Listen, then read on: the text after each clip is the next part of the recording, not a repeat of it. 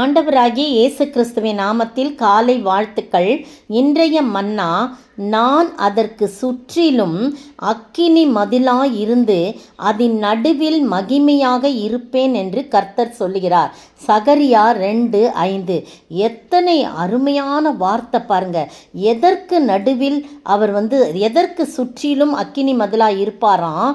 முந்தைய வசனம் பாருங்க, எருசலேம் தன் நடுவில் கூடும் மனுஷரின் திரளினாலும் மிருக ஜீவன்களின் திரளினாலும் மதிலில்லாத பட்டணங்கள் போல வாசஸ்தலமாகும்.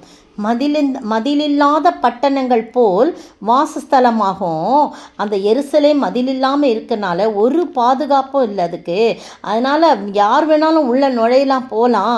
மனுஷர் திரள் அவ்வளோ இருக்குது, மிருக ஜீவன்கள் திரள் அவ்வளோ இருக்குது அப்படின்னு சொல்லி அப்படிலாம் இருக்கும்போது அதை எப்படி நான் விட்டுருவேன்? அதனால் நான் அதற்கு சுற்றிலும் அக்கினி மதிலாயிருந்து அதன் நடுவில் மகிமையாக இருப்பேன் என்று கர்த்தர் சொல்லுகிறார். எவ்வளோ பாதுகாப்பு!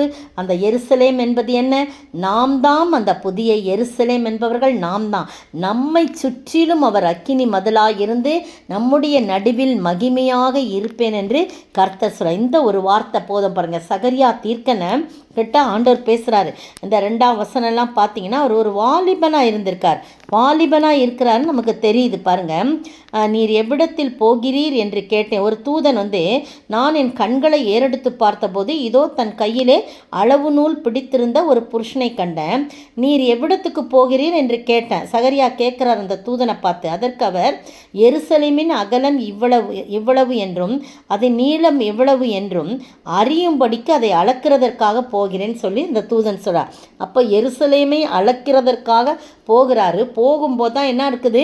அது மதிலில்லாத பட்டணம் போல, ஸ்தலம் போல காணப்படுகிறது. இதோ என்னோடே பேசின தூதன் சொல்லிட்டு போயிடுறாரு. அப்போ வேறொரு தூதன் அவரை சந்திக்கும்படி புறப்பட்டு வந்தான். இவனை அவர் நோக்கி, நீ ஓடி இந்த வாலிபனிடத்தில் சொல்ல வேண்டியது. அந்த தூதனை நோக்கி ஆண்டவர் சொல்கிறாரு, இந்த வாலிபனிடத்தில், எந்த வாலிபன்? சகரியாவை.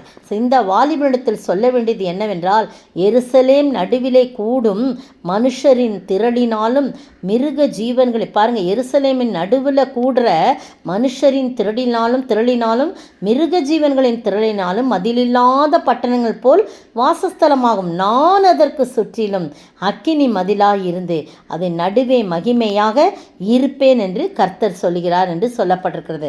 அவர் மதிலாயிருந்து, நல்ல கோட்டையாயிருந்து, நமக்கு எல்லாவற்றுக்கும் பாதுகாப்பாக இருந்து நம்மை பாதுகாக்கக்கூடிய வல்லமையுடையராக. எப்படிப்பட்ட மதில்? அக்கினி மதில். இதை சொன்ன உடனே எனக்கு தானியேல் தீர்க்க தரிசன புத்தகத்தில் சாத்ராக், மேஷாக், ஆபேத்நேகோ என்று 3 புருஷர்களும் அவர் நிறுத்தின பொற்சிலையை வணங்கவில்லை என்று சொன்னவுடன் அவர்களுக்கு அக்கினி சூளை காத்திருந்தது. எல்லாமே தெரியும் இவங்களுக்கு. ஆனால் அவங்க சொல்கிறாங்க, நாங்கள் ஆராதிக்கிற தேவன் எங்களை தப்புவிக்க வல்லவராயிருக்கிறார். எரிகிற அக்கினி சூளைக்கும் ராஜாவாகிய உம்முடைய கைக்கும் நீங்களாக்கி விடுவிப்பார் என்று சொல்லி சாத்ராக், மேஷாக், ஆபேத்நேகோ தானியேல் 3ஆம் அதிகாரத்தில் 16, 17 வசனங்களை வாசித்து பாருங்க. 18 வசனம் வரைக்கும்.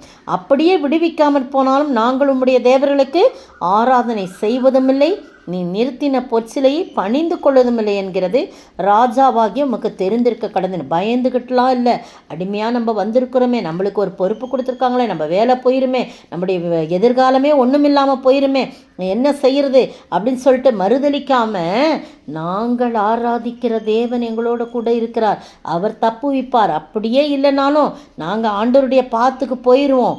ஆனால் நீ நிறுத்தின பொற்சிலையும் தேவர்களுக்கு, மற்ற நீ சொல்கிற தேவர்களுக்கெல்லாம் நாங்கள் ஆராதனை செய்ய முடியாதுன்னு ராஜாவாகிய உமக்கு தெரிந்திருக்க கிடையாது. அப்போ ராஜாவுக்கு ரொம்ப கோவம் வந்தது. என்ன அந்த வாலிப பயல்க நம்ம கூட்டு நிறுத்தி இவங்களெல்லாம் ஒரு அதிகாரியாக வச்சுருக்கோம், நம்மளையே பேசுகிறாங்களே அப்படின்னு ரொம்ப கடும் கோபம் கொண்டு அவங்க 3 பேருக்கும் என்ன செய்கிறாங்க? விரோதமாக சூளையை 7 மடங்கு சூடாக்குறாங்க. அதே மாதிரி அவங்கள கொண்டு போய் போடுறாங்க. இந்த சம்பவம்லாம் நமக்கு தெரியும், உண்மையாக நடந்த இந்த சம்பவம். அப்போ போட்ட புருஷர்கள், கட்டி அவர்களை போட்ட புருஷர்கள் அந்த நெருப்பு உஷ்ணம் தாங்காமல் அந்த நெருப்பு அவர்களை கொன்று போட்டதுன்னு 22ஆம் வசனம் சொல்லுது. இவங்க 3 பேரும் அந்த அக்கினி சூளையின் நடுவே விழுகிறாங்க. நடுவே விழும்போது ராஜா பார்க்குறாரு, பிரமிக்கிறாரு. எல்லாரும் மந்திரிமார்கள்லாம் நோக்கி 3 புருஷர்களை எல்லவோ கட்டுண்டலா போட்டோம், ஆனால் அது பாருங்க 25 வசனம், அதற்கு அவன், இதோ 4 பேர் விடுதலையாய் அக்கினியின் நடுவிலே உலாவுகிறதை காண்கிறேன், அவர்களுக்கு ஒரு சேதம் இல்லை, 4ஆம் ஆளின் சாயல் தேவபுத்தருக்கு ஒப்பாயிருக்கு. அப்படின்னா என்ன அப்படின் போது, இந்த அக்கினியை அவிக்கும்படியாய் பரலோகத்திலிருந்து அக்கினியாய் வந்து மதிலாயிருந்து சுற்றிலும் அந்த மதில் இருக்குது, அது இவர்களை சேதப்படுத்தாது. இந்த அக்கினி அவங்க போட்ட 7 மடங்கு அக்கினி சூளை என்ன ஆயிடுச்சு, அவிந்து போகும்படியாக பரலோகத்தின் அக்கினியை அனுப்பி மதிலாயிருந்து நடுவிலே அவர்கள் உலாவ செய்கிறார். நடுவிலே அவர் மகிமையாய் காணப்படுறார். 4வது ஆளின் சாயல் தேவ புத்திரனுக்கு ஒப்பாங்க. மகிமையான சாயலை அவங்க அவர் வந்து மகிமையான சாயலாக அவர் காணப்படுறார். அதுதான் இந்த இடத்துல சொல்லியிருக்கு, நான் அதற்கு சுற்றிலும் அக்கினி மதிலாக இருந்த அதன் நடுவில் மகிமையாக இருப்பேன் என்று கர்த்தர் சொல்றார். இந்த அருமையான வேளையிலே உங்களுக்கும் எனக்கும் எவ்வளவு பெரிய ஆசீர்வாதம். அந்த காலை வேளையிலே அவரே நமக்கு அக்கினி மதிலாக இருப்பார், அவரே நமக்கு கோட்டையாக இருப்பார், அவரே நமக்கு பாதுகாப்பாக இருப்பார். இந்த நம்பிக்கையிலும் விசுவாசம் வாழ ஆண்டவர் தாமே கிருபை செய்வாராக. ஆமென். அக்கினி சூளையிலே நின்ற எம்மை தெய்வமே, விசுவாசத்திட மனதும் என்றென்றும் காத்தருளும். என் இயேசுவே நான் என்றும் உந்தன் சொந்தம், என் ராஜனே அனுதினமும் வழி நடத்தும். சோத்திரிக்கிற ஆண்டவரே, துதிக்கிற ராஜா, எங்கள் வாழ்க்கையில் ஆண்டவரே எங்களை சுற்றிலும் நீர் மதிலாய் அக்கினி மதிலாயிருந்து எந்த சேதம் எங்களை அணுகாதபடி அது எங்களுடைய நடுவிலே ஆண்டவரே நீர் மகிமையாக இருந்து அதிசயமான காரியத்தை நீர் செய்து தர வேண்டும் என்று கர்த்தரும் மீட்பெரும் ராஜாவாகிய இயேசு கிறிஸ்துவின் விலையேறப்பெற்ற நாமத்தில் ஜெபிக்கிறேன் பிதாவே, ஆமீன். நேற்றைய பதில், தங்கள் வருத்தங்களாலும் தங்கள் புண்களாலும் பரலோகத்தின் தேவனை தூஷித்தார்களே அல்லாமல் தங்கள் கிரியைகளை விட்டு மனம் திரும்பவில்லை. வெளிப்படுத்தின விசேஷம் 16ஆம் அதிகாரம் வசனம் 11.